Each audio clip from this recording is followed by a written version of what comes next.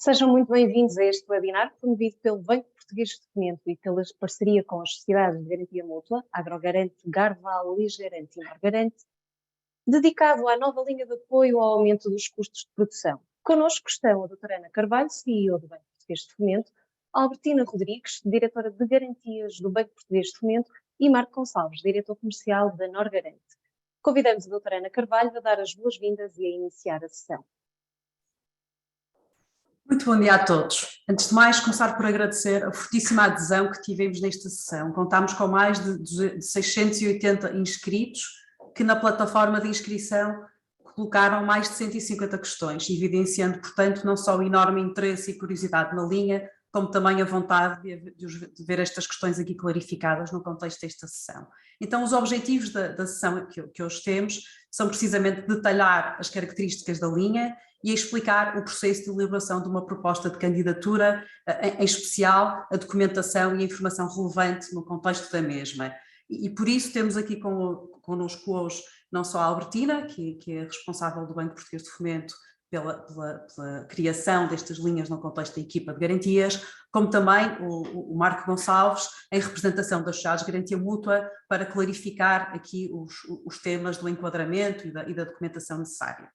Sobre a linha, ela foi lançada com 600 milhões de euros de dotação no último dia de 2022. E porquê neste dia? Porque foi no dia em que precisamente foram ultimadas as condições de financiamento para que a linha fosse possível nascer com financiamento e com garantia de Estado subjacente.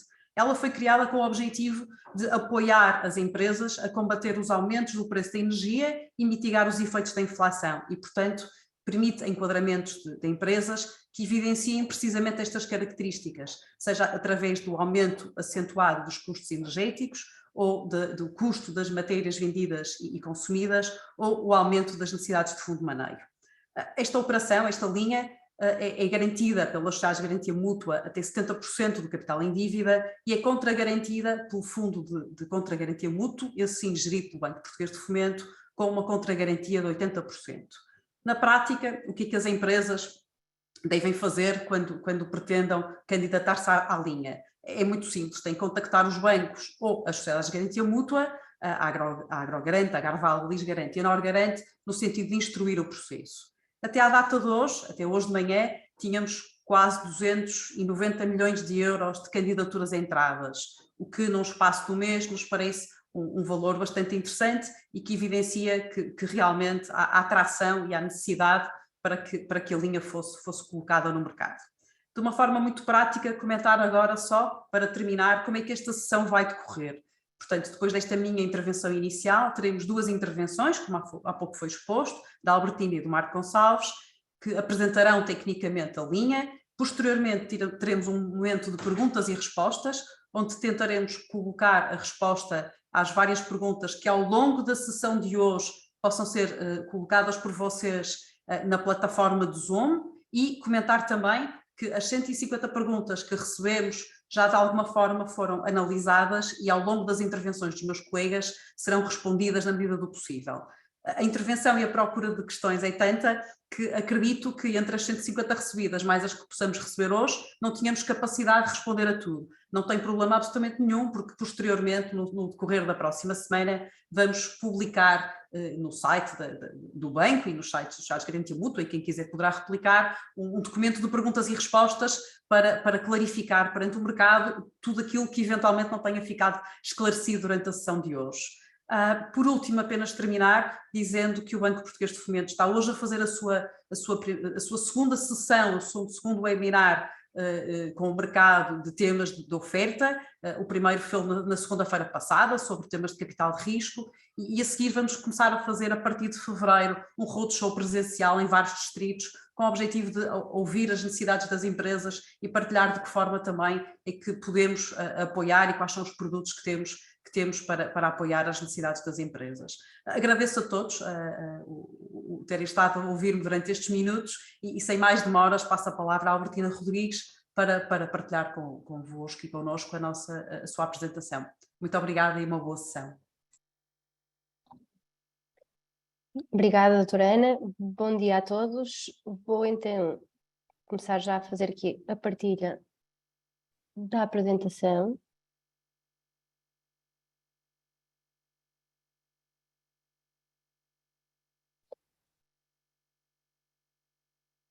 Já estarão a conseguir ver, certo? Marco, dá-me sinal que ok, pronto.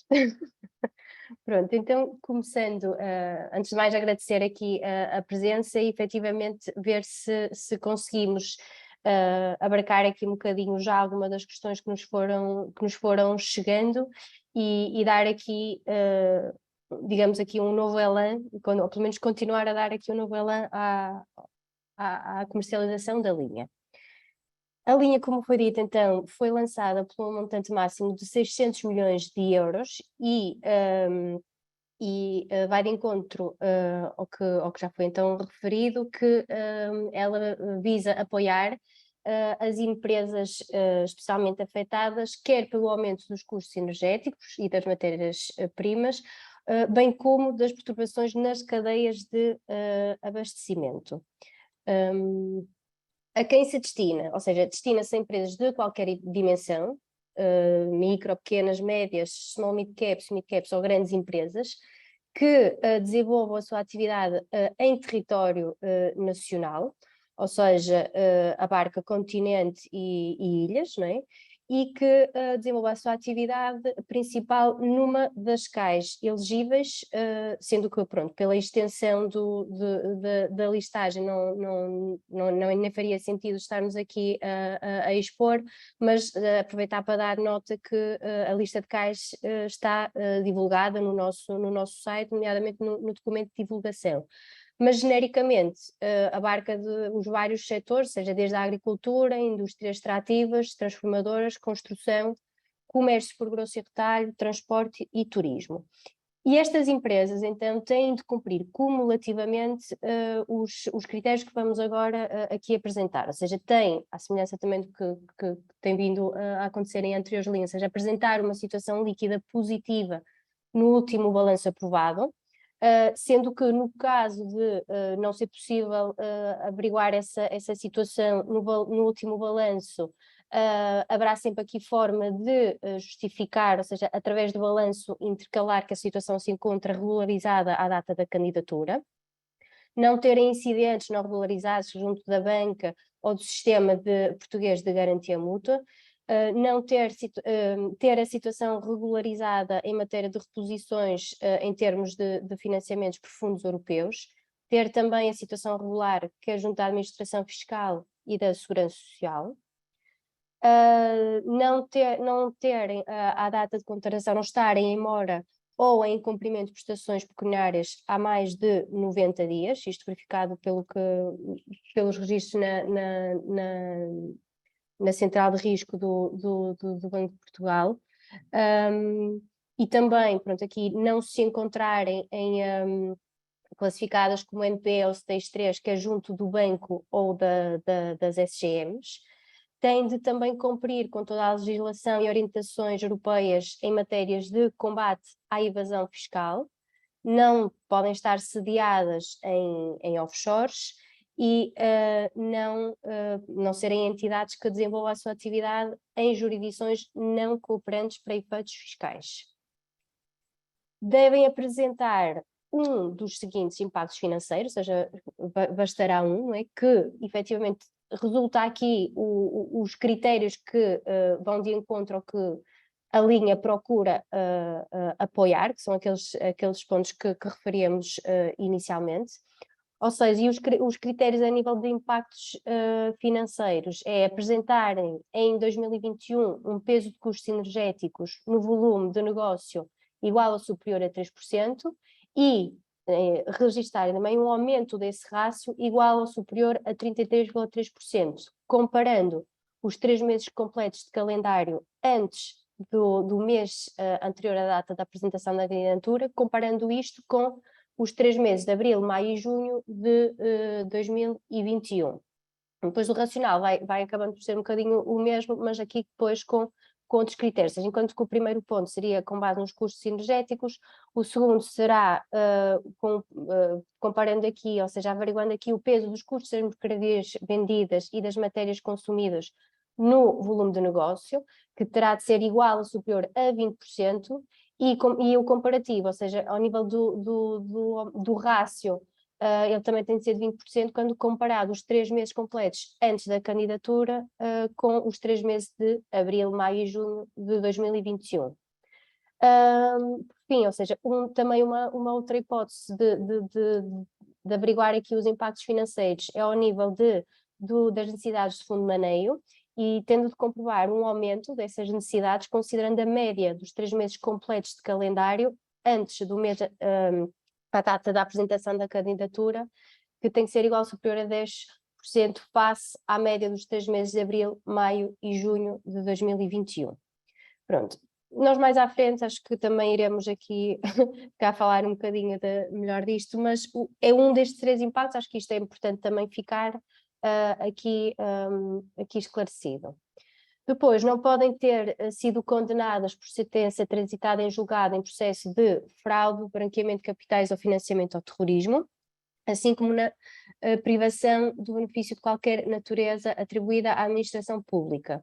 Ou seja, isto quer para a empresa, e no caso das pessoas coletivas, esta obrigação também se estende quer aos titulares, ou seja, à empresa e aos titulares dos seus órgãos sociais da administração, direção ou gerência.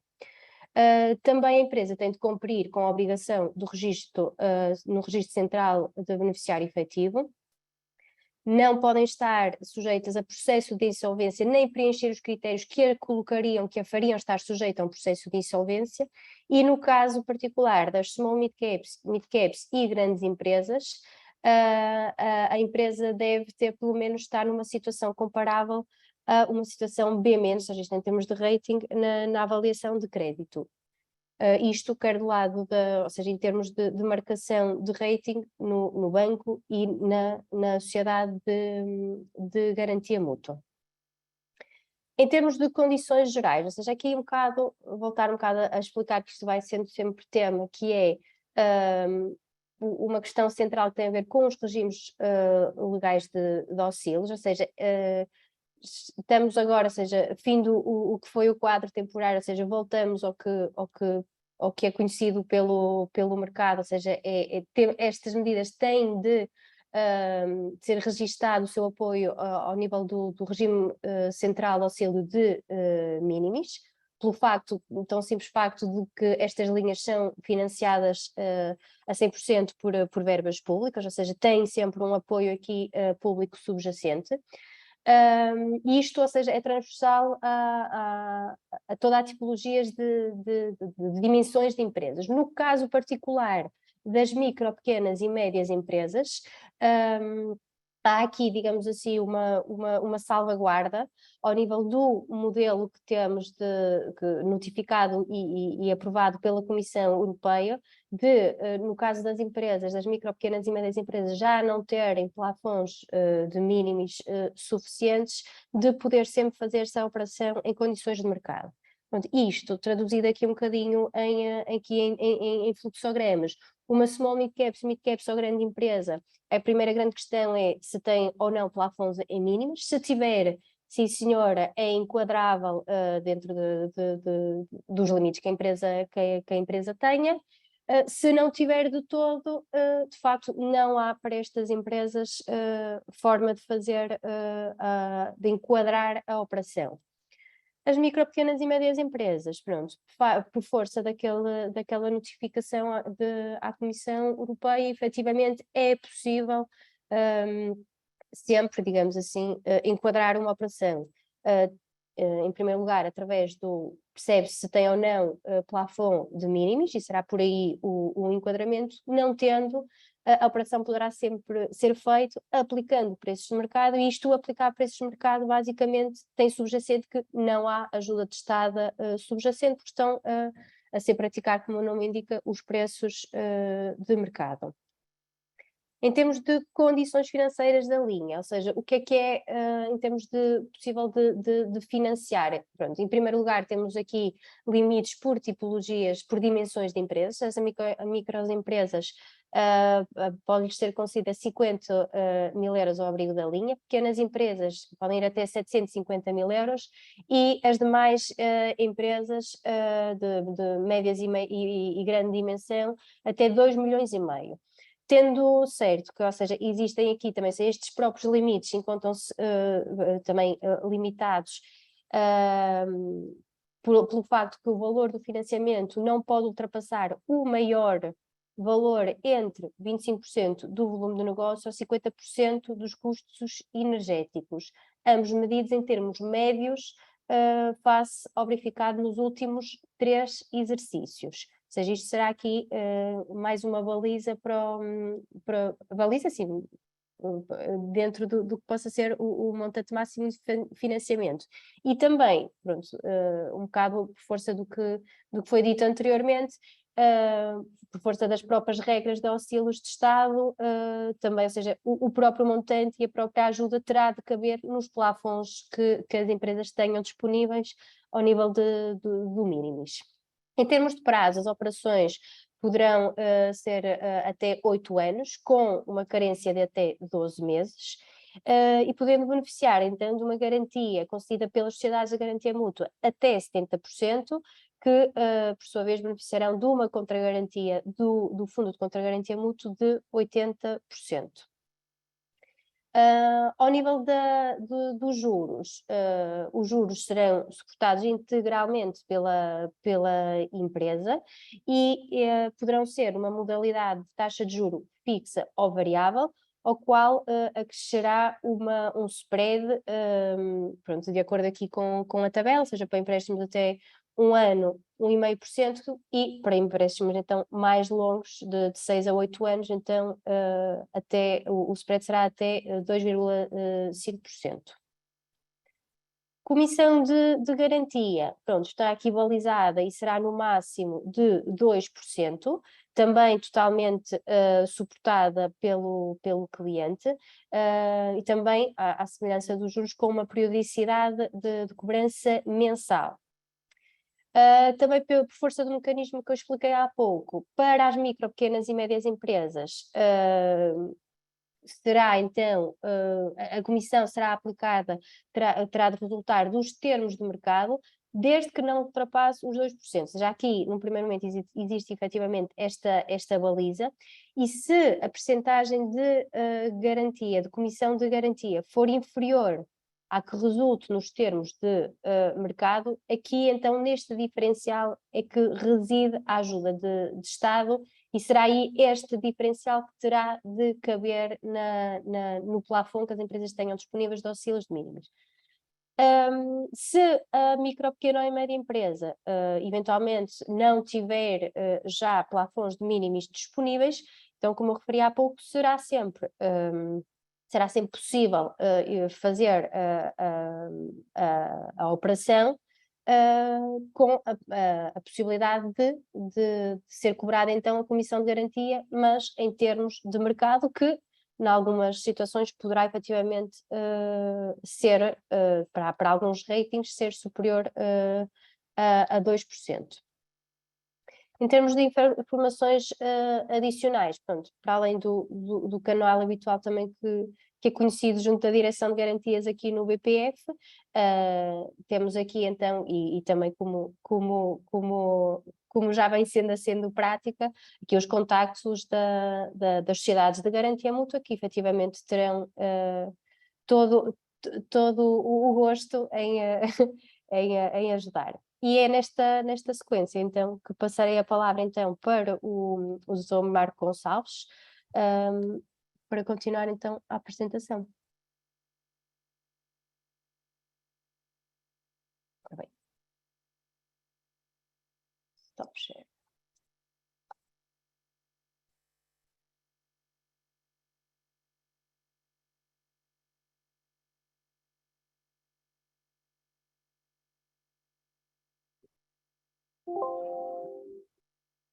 Muito bom dia a todos.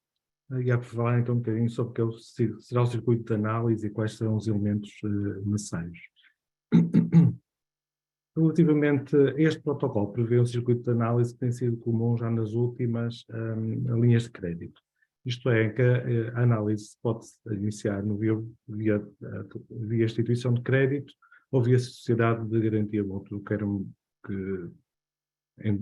tradicionalmente era sobretudo usada via instituição de crédito, já na linha de apoio à produção, na linha de apoio ao turismo, houve esta possibilidade. Se a operação for solicitada ao banco, a instituição de crédito terá 8 dias para responder, para dar uma posição à PME. Após esse prazo, o banco deverá submeter a operação para análise às sociedades de garantia mútua, através de um portal banca, por via informática, como é um instrumento que já é usado há bastante tempo. Após a decisão, nós iremos submeter ao PPF, para a obtenção do enquadramento. Este período de 5 dias úteis raramente é usado, que é um processo automático e também informático. Após esse período, teremos 5 dias para o BPF analisar o enquadramento, novamente a disponibilidade de mínimos. Na sequência desse enquadramento, poderá resultar uma opção do montante ou uma opção do prazo, e a empresa terá 15 dias, um bocadinho para gerir os mínimos disponíveis e qual será o melhor binómio entre prazo e montante que terá disponível. Após a decisão de enquadramento, a operação deverá ser enquadrada no prazo de 60 dias, ser contratada no prazo de 60 dias. Se a análise for feita pela SGM, os prazos seguintes não são muito diferentes, são os mesmos. O prazo final de contratação é que será partilhado com o período de análise, isto é, após o enquadramento pelo BPF e após a decisão da empresa, caso tenha restrição de mínimos, por manter o montante, ou por reduzir o prazo, ou fazer o misto dos dois, teremos 60 dias para o banco analisar e para a operação ser contratada. Que elementos são necessários para um pedido de análise? Por um lado, há uma declaração de compromisso beneficiário, que é uma declaração no qual podem consultar no documento de divulgação e no qual constam um compromisso da empresa que cumpre certas condições, nomeadamente o dos impactos financeiros, e por isso mesmo são necessário o envio de peças contabilísticas de suporte aos impactos financeiros. Aqui estamos a falar de balancetes, e que estamos a falar de 6 meses diferentes, estamos a falar de um balancete para cada um desses meses, com dados que serão no mês, se o impacto financeiro escolhido for os custos energéticos ou custos de energias vendidas, ou serão balancetes com dados acumulados, se for o terceiro critério das necessidades de fundo de maneio. Normalmente, na generalidade dos sistemas de contabilidade, o mesmo fecheiro tem as duas informações.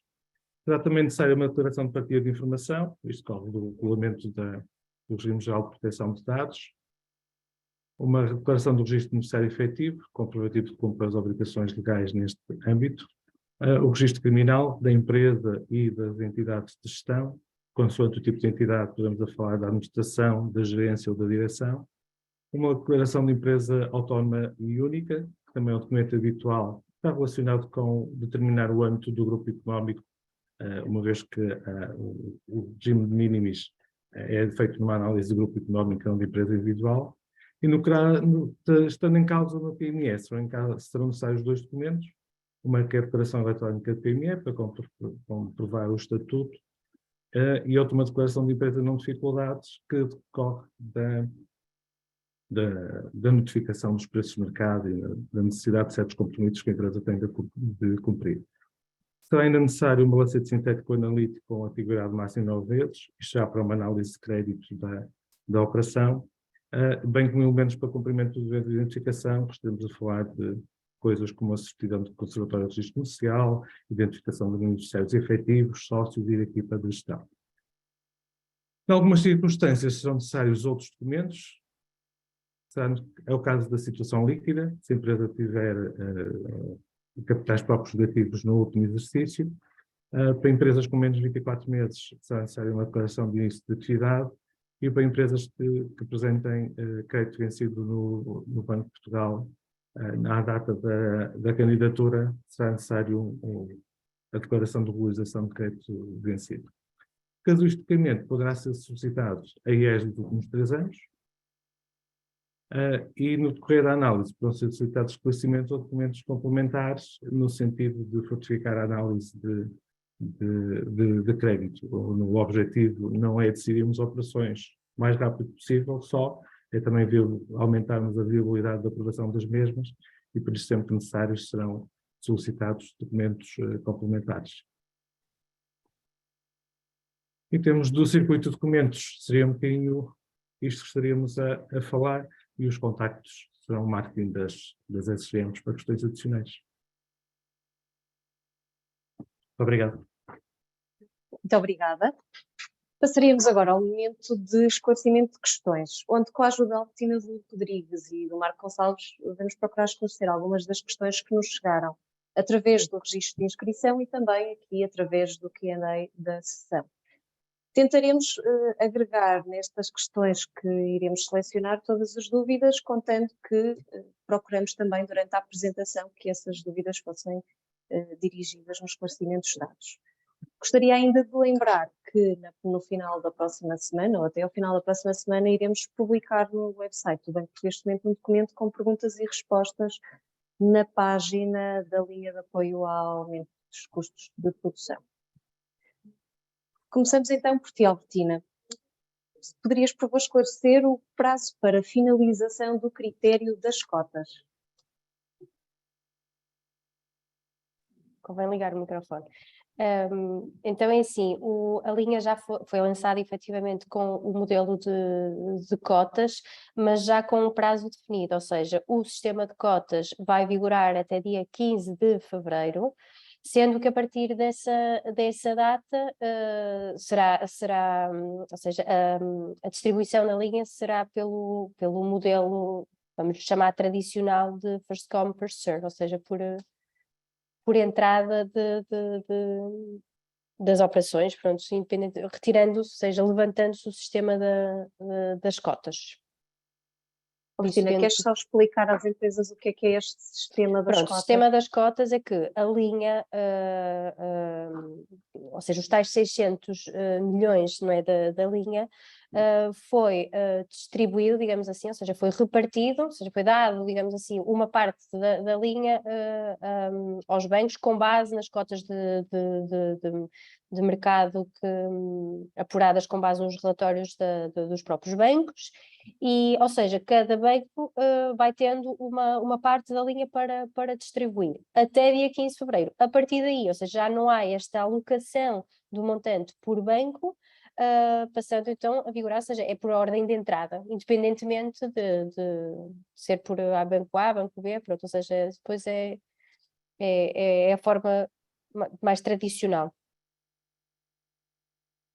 Obrigada. Agora passaria para o Marco Gonçalves. É uma pergunta muito frequente, portanto vamos tentar abranger nesta resposta todas as questões que nos chegaram relativas a esta matéria.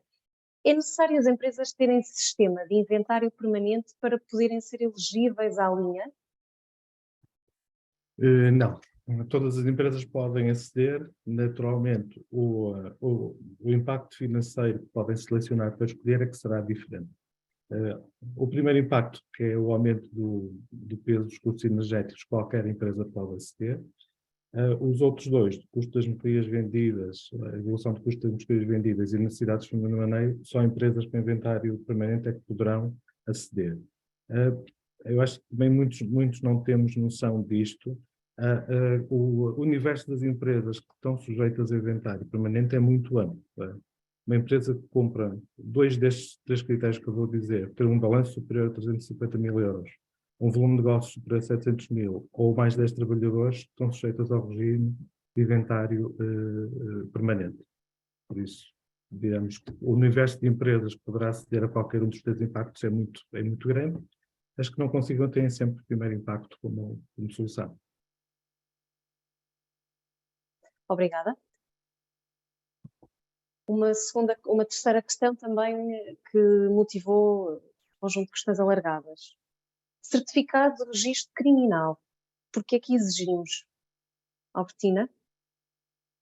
Ok, pronto.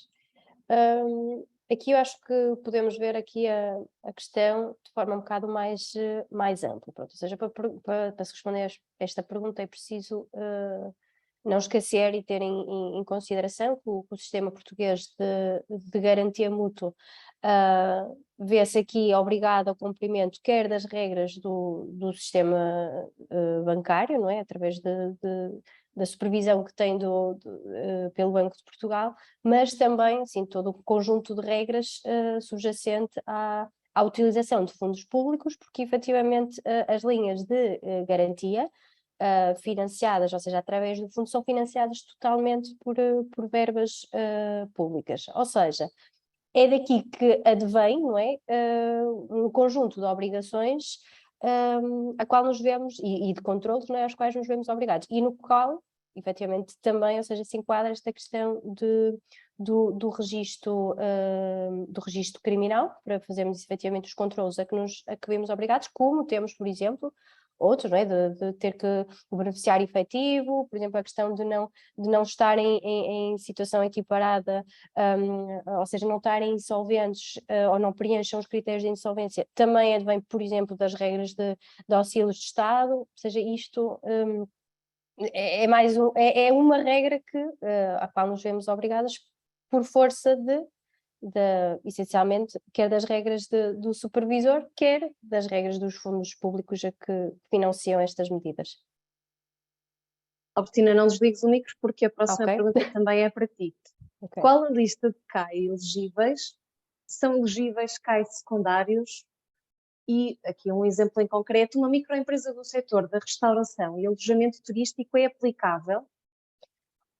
Pronto, então, CAIs elegíveis, reforçando um bocado o que eu disse há pouco, temos então a lista divulgada no nosso site, no documento de divulgação, é um dos anexos. A nível de CAIs, não são CAIs secundários, são CAIs principais, que têm ou seja, para ser elegível tem que ser uma das CAIs, tem que ter atividade numa das CAIs, como CAI principal, consta da lista de CAIs do documento de divulgação, e microempresas do setor da restauração, não é? Sim, ou seja, desde que cumpram todos os demais critérios de elegibilidade, uma microempresa do setor da restauração e do setor do turismo em geral é elegível. Muito obrigada. Doutor Marco Gonçalves, as IEs 2019, 2020 e 2021 serão documentos obrigatórios na candidatura e vou juntar aqui mais uma questão. As peças contabilísticas que devem ser utilizadas para a verificação dos critérios são os balancetes mensais ou acumulados? Ok.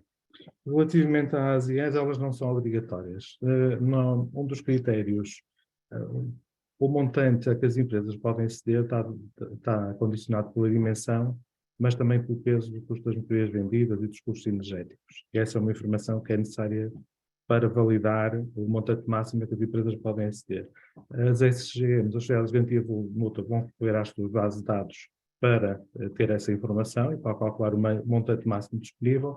Poderá acontecer em algum tipo de entidades, nomeadamente os NIs ou outro tipo de entidades que não são sociedades comerciais, essa informação não ser pública. E só nesses casos é que será solicitado, não só a IES, mas o relatório e contas ou algo parecido.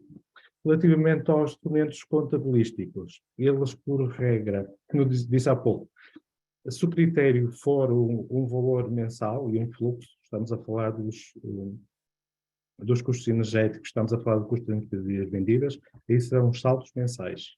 São os custos energéticos de cada um desses meses e o custo das mercadorias de cada um desses meses. Se estivermos a falar de necessidade de fundo de maneira e estamos a falar de estoques, e são os valores acumulados desde o início do ano até ao mês em causa. Outra questão que também eu vi que está aqui nas questões e que também é muito comum é que rúbricas utilizar. O documento de divulgação indica quais são as rúbricas da IES que correspondem a cada um destas unidades contabilísticas, os custos energéticos, os custos de energias vendidas. Nas notas explicativas da IES, indicam quais são as contas que correspondem a essas rúbricas. Por isso é juntar os dois documentos. Não será, por exemplo, clientes em lato de censo, é apenas clientes como decorre destes dois instrumentos, do campo de IES e das notas explicativas. Muito obrigada. Albertina, vou-te colocar uma questão que está aqui no chat que tem que ver com o regime de mínimos. Portanto, vou juntar aqui duas questões. O montante do auxílio de mínimos é o valor do financiamento ou da comissão a cobrar? E vou juntar aqui com outra questão. As operações são primeiramente enquadradas em regime de mínimos ou condições de mercado? Pronto. Estou com o micro, sim. Em questão de registro de ajuda de Estado, não é? A ajuda de Estado não é o montante de financiamento, ou seja, vai-se apurar onde é que reside a ajuda. Pronto. Para as empresas de grande dimensão, ou seja, small mid-caps, mid-caps e grandes empresas, o modelo pelo qual nós vamos apurar a ajuda de Estado, ela reside no equivalente, ou seja, não é totalmente o montante da contragarantia, mas isto simplificando, ou seja, a ajuda reside na contragarantia que é prestada pelo fundo. No caso das micro, pequenas e médias empresas, por força daquela notificação que indiquei há pouco na apresentação, a ajuda vai residir no diferencial da comissão de garantia, ou seja, como temos estipulado, temos uma tabela que define quais são as comissões de garantia prestadas por exemplo, que são de mercado, ou seja, sem ajuda, tudo o que forem comissões abaixo deste limiar, elas são possíveis porque há uma ajuda de Estado subjacente, ou seja, é neste diferencial de comissões de garantia que reside a ajuda de Estado. Acho que isto responde à primeira parte da pergunta. Agora, dizias-me se primeiro enquadrado em regime de mínimos ou condições de mercado. Pronto, isto então, olhando então especificamente para micro, pequenas e médias empresas, que são as únicas que têm aqui esta salvaguarda das condições de mercado, a regra não funciona desta maneira, ou seja, primeiro o regime de mínimos ou condições de mercado, não, ou seja, isto tudo vai depender de qual o rating da empresa. Porque há determinados ratings em que a própria comissão de mercado é abaixo de 2%. O limiar que está estipulado é a comissão de garantia, o teto que nós estipulamos não pode ser superior a 2%. Depois, se vai para regime de mínimos ou condições de mercado, vai depender exatamente deste mecanismo. Em primeiro lugar, qual o rating da empresa, ou seja, para este rating de empresa, qual é o preço de mercado que ela tem associado, e depois a comissão de garantia é definida também por questões de risco, ou seja, depois a definição da comissão de garantia, vamos ver se comercialmente até faz sentido ser abaixo, e tudo o que for abaixo do que é o preço de mercado tem sempre uma ajuda de Estado a ter de ser registada em mínimos. Ou seja, a regra não é assim tão direta. Tudo vai depender do rating da empresa e como é que ele se coloca na tal tabela das condições de mercado. Muito obrigada. Vou colocar-te mais uma questão, Albertina. Uhum. São enquadráveis empresas que não tenham um fecho de exercício constituídas em 2022? E pensei, esta pergunta vai responder aqui a algumas questões que também nos chegam no chat. Sim, sim. Pronto, é assim, basicamente aqui, sim, também já tinha visto aí uma pergunta de empresas constituídas agora em 2023. Então aqui o grande racional é efetivamente que só são elegíveis empresas que cumpram todos aqueles requisitos, e eles são cumulativos, né, todos os requisitos de elegibilidade.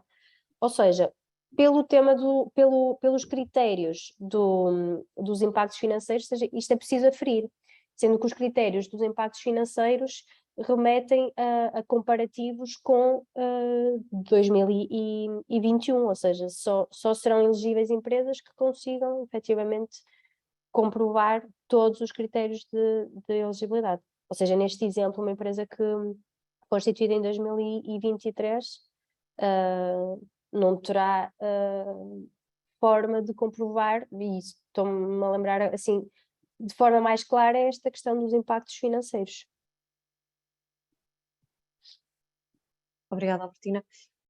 Doutor Marco Gonçalves, na entrada de operações, e partindo do pressuposto que temos a possibilidade de entrar via banco ou via sociedade de garantia mútua, poderia clarificar melhor como é que funciona aqui o processo quando a operação entra diretamente através da sociedade de garantia mútua, no que respeita à seleção da instituição de crédito? Aí a decisão, depois de aprovada a garantia, a escolha da instituição de crédito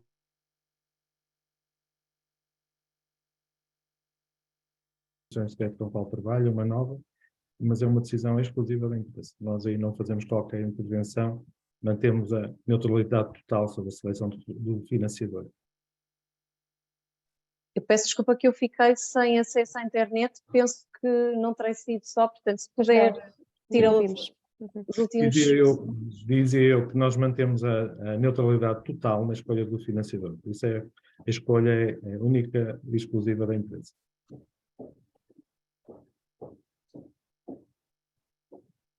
Vou aproveitar que está com o micro aberto e vou-lhe colocar mais uma questão. Também que é colocada aqui frequentemente no Q&A, portanto, eu vou colocar uma questão abrangente na expectativa de que seja possível responder a todas as questões que aqui temos no Q&A sobre esta matéria. São elegíveis empresários em nome individual? Sim, a natureza jurídica não condiciona o acesso à linha. Pode ser uma sociedade comercial, um EMI, pode ser uma associação, desde que desenvolva atividade nos cais definidos, tem a ter contabilidade organizada para podermos medir os impactos financeiros. Quer só esclarecer em termos de rubricas das IES?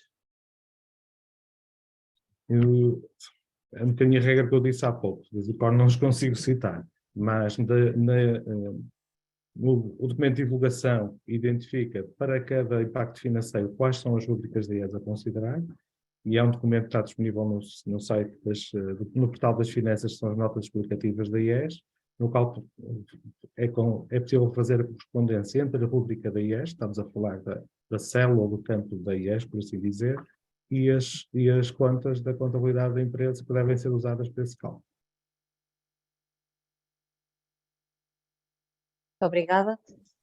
Eu penso que em termos de generalidade de questões que abordamos aqui todas as dúvidas que foram colocadas. Vou pedir aqui ajuda à Albertina e ao Tomar Gonçalves, mas penso que sim, que entretanto já balizamos aqui, quer em termos de mínimos, quer em termos de documentação e exercícios a ter em conta. Nós ainda temos aqui 23 questões no Q&A, portanto penso que ainda conseguimos enquadrar aqui mais uma questão para mantermos o horário da sessão.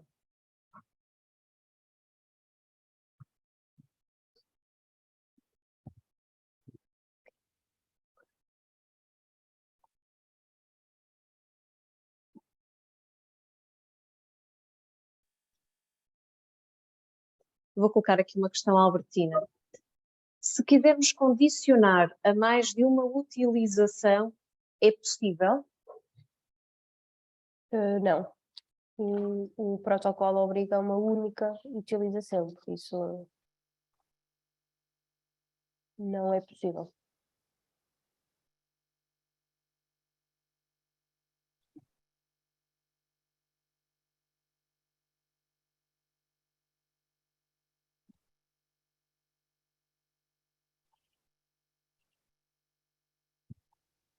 Em termos de comissões,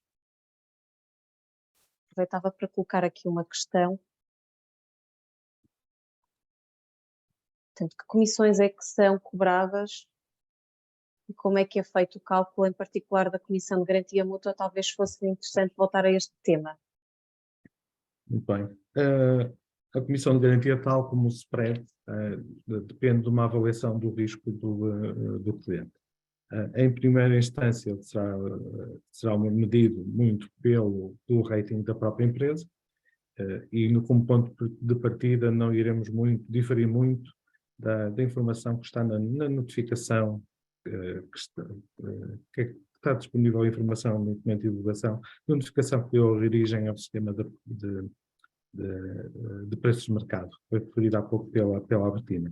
No entanto, os ratings nem sempre apreendem todas as características da empresa, respondem a um momento, a uma fotografia da empresa naquele momento, e características específicas da operação, e evolução recente da empresa, ou perspectivas recentes da empresa, podem justificar um preço diferente. A operação será aprovada, serão comunicadas as condições, e depois será um processo de negociação, como existe no próprio spread, não é? Não acredito que as empresas, o spread que recebem a comunicação inicial de um banco, tenham como um dado fechado e como sendo a única solução, e não poderá ser dali. Além da Comissão de Garantia, irão existir comissões processuais das sociedades de garantia mútua, de acordo com o pressário normal, embora nesta linha tenha sido decidido que vou tentar não me enganar, mas o nosso pressário tem 3 comissões diferentes processuais e irá ser cobrada apenas comissão de montagem. Albertina, Sim. qual o documento que devemos obter para atestar que a empresa cumpre a legislação e orientações para combate à evasão fiscal? Eventualmente aqui com resposta também a Marco Gonçalves, se entenderem que quer complementar. Pronto, eu sim, ou seja, e esse é um dos pontos que é declarado, ou seja, pelo próprio beneficiário na declaração de compromisso, ou seja, é um dos documentos obrigatórios em que ele atesta essa questão. Agora, aqui Marco, se calhar ajuda-me, eu não sei se naquelas nossos escrivos a nível de compliance, isso tudo, eu julgo que isso também depois é também analisado. Sim. Sim. Quem tiver interesse no documento de divulgação diz exatamente quais são a legislação nacional e europeia que está em causa. No entanto, esta é uma obrigação que é transversal a todo o sistema financeiro das sociedades de garantia mútua. Por isso, isto não é uma restrição, se quiserem, do protocolo, isto é, nenhum dos bancos que assinou o protocolo, nem nenhum dos bancos do mercado português irá apoiar uma empresa que não cumpre essas regras e também o mesmo se passa ao nível das sociedades de garantia mútua. Estamos a falar das situações habituais daquilo que consideramos como territórios offshore ou territórios que não cumprem as leis de transparência fiscal. Como dizia, quem tiver curiosidade no documento de divulgação pode ver exatamente quais são os diplomas, mas responde, acho que no senso comum todos nós temos a noção de quais são os países que estão em causa. Vou voltar aqui à questão do minimis, uma vez que ainda temos aqui uns minutos.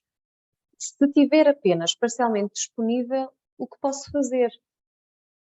Aqui talvez Marco Gonçalves, na visão da SGM, o que é feito?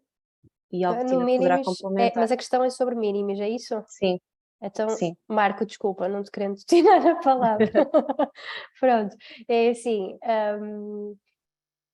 O primeiro exercício que se faz é, face ao plafond que a empresa tenha disponível, ou seja, por exemplo, uma empresa vem e não tem o plafond disponível, não tem todo o plafond que possa acomodar a ajuda de Estado subjacente àqueles contornos da operação, num primeiro momento, ou seja, são apresentados cenários possíveis que permitam acomodar aquele plafond disponível, ou seja, pode-se reduzir o montante, pode-se reduzir a percentagem de garantia, pode-se rever prazo, ou seja, todas estas variáveis podem permitir, ou ajustando-se a operação com base nestas variáveis, pode permitir que caiba dentro dos limites que a empresa tem de mínimos disponíveis.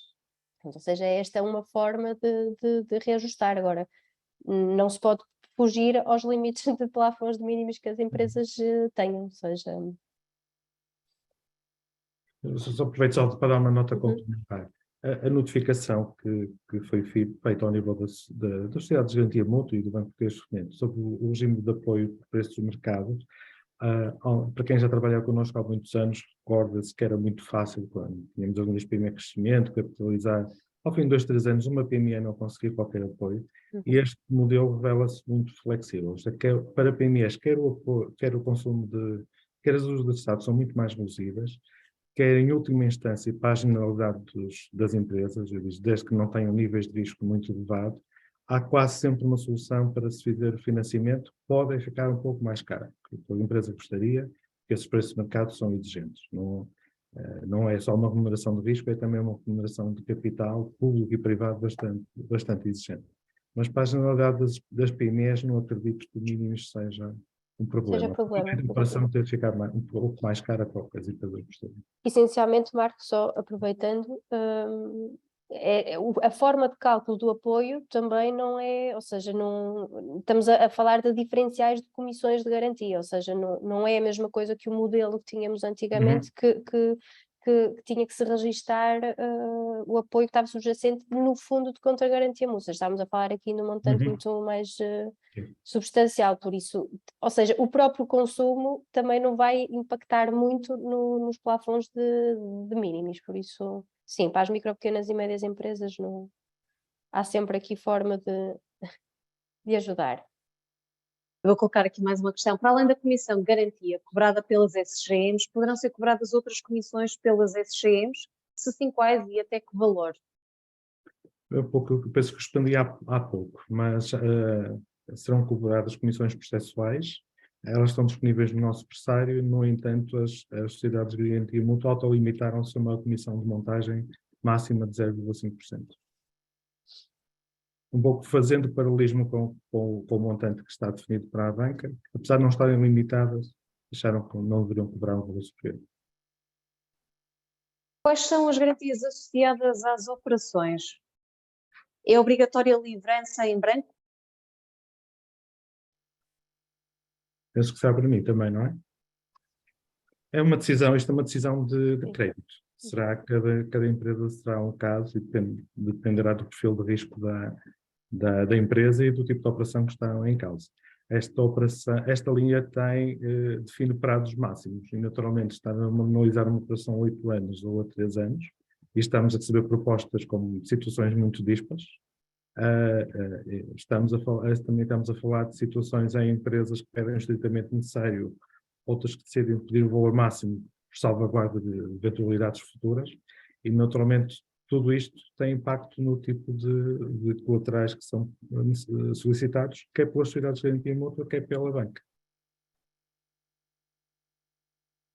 Abordando aqui o tema do cúmulo de operações, se um banco já apresentou uma candidatura, não posso apresentar mais nenhuma, mesmo que esteja longe do limite? Pronto, isto posso responder eu, então, para revezar o Marco.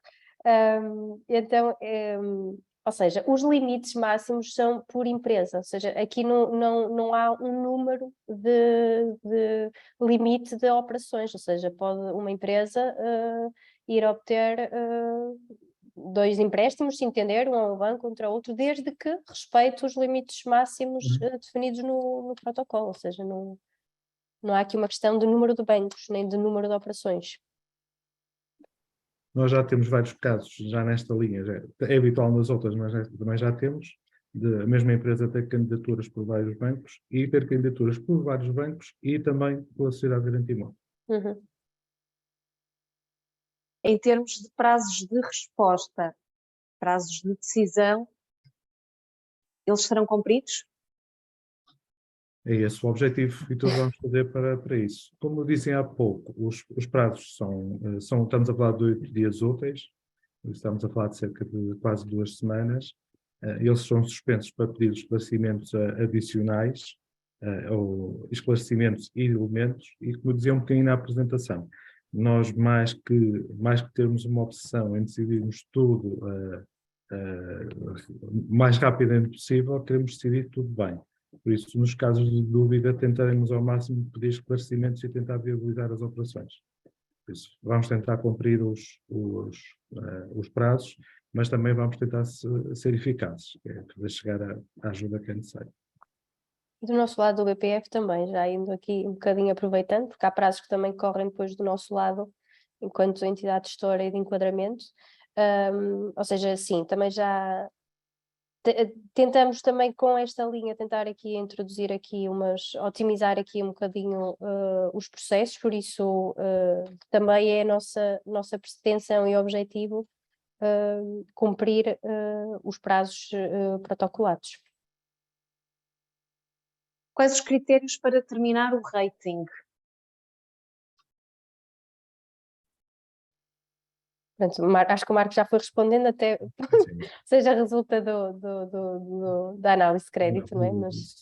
O nosso modelo de rating não é muito diferente do que é o da banca, não é uma coisa fácil de dizer, é o fator A ou B, C, são vários, eles vão evoluindo no tempo, o próprio historial de crédito também é tido em conta, o comportamento histórico. mas será o desempenho económico-financeiro da empresa, será essa a grande influência sobre o rating. Não é algo que seja fácil de dizer em duas ou três linhas, e depois também é um bocadinho também a nossa fórmula da Coca-Cola, também não podemos divulgar. E em complemento, há níveis de rating de empresas e medidores de elegibilidade de candidatura? Só existe nos moldes em que a Albertina apresentou. Não é? No caso das grandes empresas, se tiverem um rating equiparado a uma situação de menos ou pior, nesse caso estão excluídas. É a única situação. Isto tem a ver com o critério de classificação, isto decorre no caso das PMEs, genericamente, o critério de uma empresa em dificuldades financeiras ou uma empresa que perdeu metade de capital.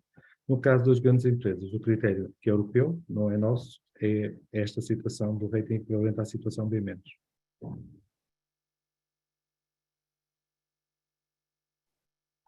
Penso que ainda há aqui algumas questões sobre o registro criminal, que a Albertina já está aqui a responder diretamente. Pronto, então, ok. Então vamos responder para todos, não é?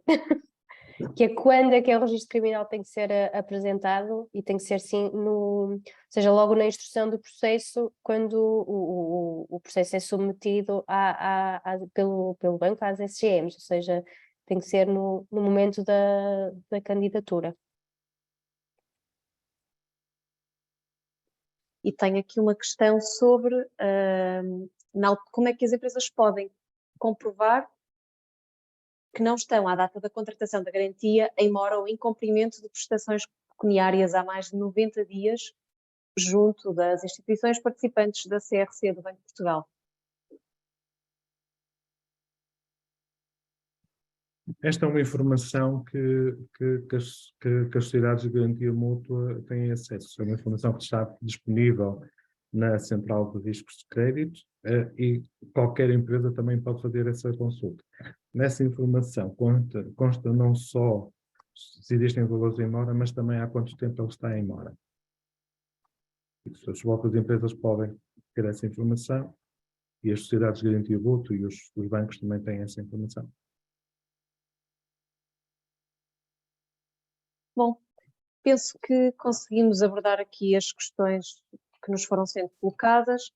De todo modo, todas as questões que fiquem aqui em aberto serão incluídas no documento de perguntas e respostas que será divulgado no website do Banco Português de Fomento até ao final da próxima semana. Passo então a palavra à doutora Ana Carvalho para o encerramento. Obrigada pela vossa presença e participação. Muito obrigada a todos os participantes e aos oradores que tão cabalmente clarificaram aqui um conjunto de questões. Termino só explicando um pouco sobre o que é o papel do banco promocional como o Banco Português de Fomento, expondo que o que um banco promocional faz é especificamente compensar falhas de mercado para apoiar o desenvolvimento da economia. Falhas de mercado são o quê? São situações em que o mercado livremente não consegue cobrir uma franja de atuação, por exemplo, porque o risco de oferecer a solução é demasiado elevado para os privados. E, portanto, os privados, neste caso os bancos privados, em determinadas circunstâncias, entendem não ser capazes de fazer determinada operação e, portanto, compete aos bancos promocionais criarem as soluções que os compensam. E, portanto, os bancos promocionais fazem aquilo que na gíria habitualmente se chama contravapor e atuam vigorosamente em fases de contração da economia, em fases de aumento de custos de energia, em fases de aumento de custos de produção, como agora estivemos aqui a descrever. E como é que o Banco Português de Fomento atua em parceria com as sociedades de garantia mútua? Obviamente aportando os apoios públicos, que têm que negociar com as suas instituições financiadoras e criando soluções suportadas com esses apoios públicos que compensam, peço desculpa por me voltar a repetir, que compensam a dita falha do mercado que a economia privada não está a ser capaz, pelas condições de risco acrescida, de a compensar.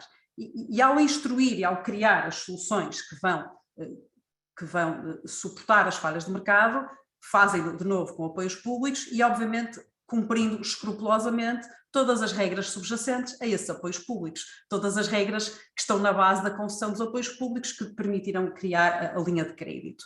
E, portanto, no fundo, termino dizendo que tivemos uma sessão, na minha opinião, muito rica em perguntas e respostas. Como mencionei no início, chegaram-nos mais de 150 perguntas e ao longo desta sessão foram colocadas no chat e no Q&A, mais de, bem, enfim, 42 no Q&A e no chat mais não sei quantas, e portanto isso evidencia que há uma enorme vontade de saber mais sobre a linha e portanto foi para nós muito importante termos a oportunidade de clarificar o número máximo de questões que conseguimos neste espaço que nos estava dirigido. De qualquer maneira, como a Mónica mencionou, nós agora vamos publicar no site toda a resposta a todas as perguntas, não só as que aqui conseguimos responder cabalmente, como outras que entretanto tenham surgido, que nós não tínhamos tido a oportunidade de clarificar nesta sessão. Termino agradecendo de novo a participação de todos, a intervenção nesta ativa troca de perguntas e respostas e termino também comentando que tendo nós já quase 50%, quase 300 milhões da linha neste momento alocados a um conjunto de operações e havendo tantas perguntas e respostas, sinto que no muito curto prazo de tempo a linha vai estar comprometida, porque com tanta pergunta e resposta não tenho dúvidas que ainda temos aí pela frente muito mais candidaturas e isso é importante, significa que o instrumento é relevante para a economia e está efetivamente a ser capaz de apoiar a economia portuguesa. Portanto, agradeço a todos, obrigada pela sessão e desejo a todos uma excelente continuação de dia. Espero ver-vos muito em breve numa sessão, ou do roadshow, ou noutra que há pouco mencionei, ou noutra sessão, webinar que possamos em breve organizar. Obrigada. Muito obrigada. Obrigada.